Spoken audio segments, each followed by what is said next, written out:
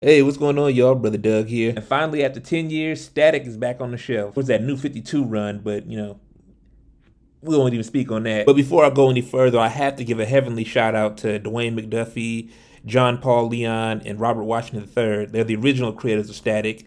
And without Static, there's no Miles Morales, there's no Bitterroot, there's no Excellence, and there's also no Naomi from DC because I believe, that's just me, to be completely honest, Static, as well as the other milestone characters, paved the way for these characters and these stories. So prior to this book coming out, there was news that dropped that Static was getting a movie, and it's going to be produced by Michael B. Jordan, as well as Reginald Hudlin, and it's going to be part of the DCEU.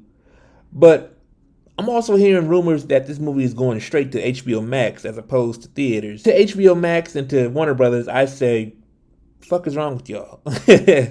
I mean, this could have been, or this could be their equivalent to Black Panther. I remember saying this years ago to Jeff Johns when he was still in charge over there.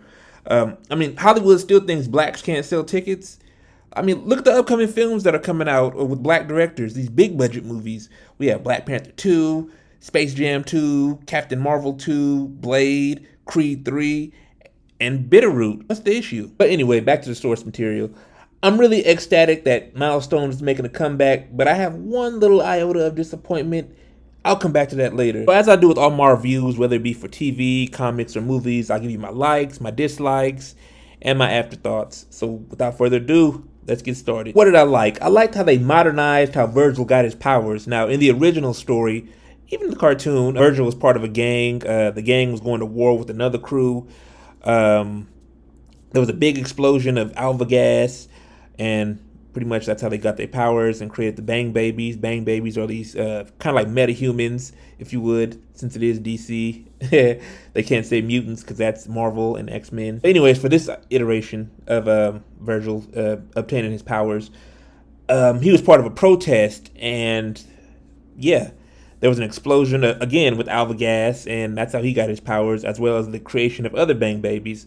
So they modernized it a little bit because with all that's going on, the Black Lives Matter movement, all these protests. So they said, okay, let's incorporate that into the Milestone universe. I loved how it tackled mental health within the black community, especially with young black teenage males. That's something I wish I had growing up. But what I really loved about this book?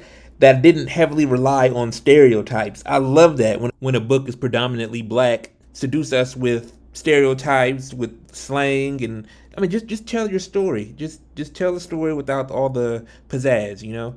I still haven't finished Jack Kirby's Black Panther run to this day. The little epic collection that Marvel had with Jack Kirby's run.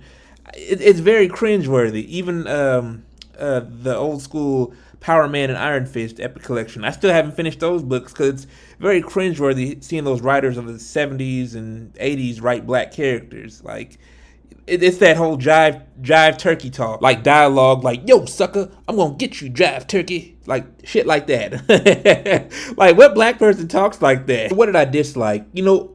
My dislikes actually have nothing to do with the book itself.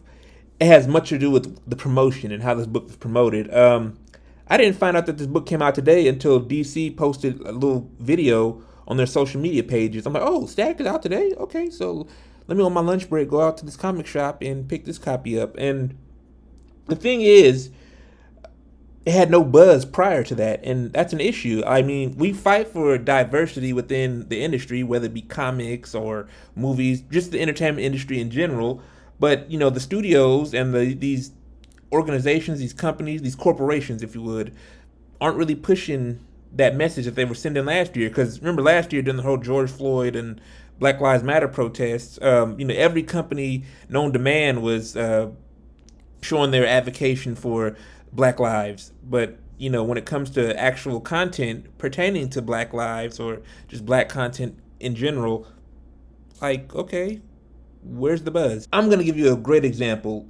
As I said, I went on my lunch break to the comic shop to pick this issue up. There was still plenty of Static books left on the shelf, and it was a gang of people inside the comic shop, throngs of people, and no one decided to pick up that issue. So, me, I don't really want to always rely on race, like, okay, how come y'all didn't pick this black book up?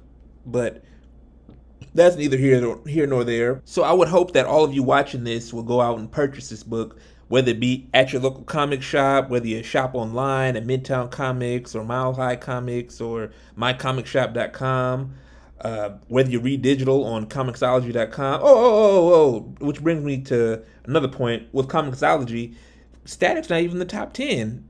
And remember, I had mentioned earlier that there was no buzz prior to today with that video releasing that Milestone is making a comeback.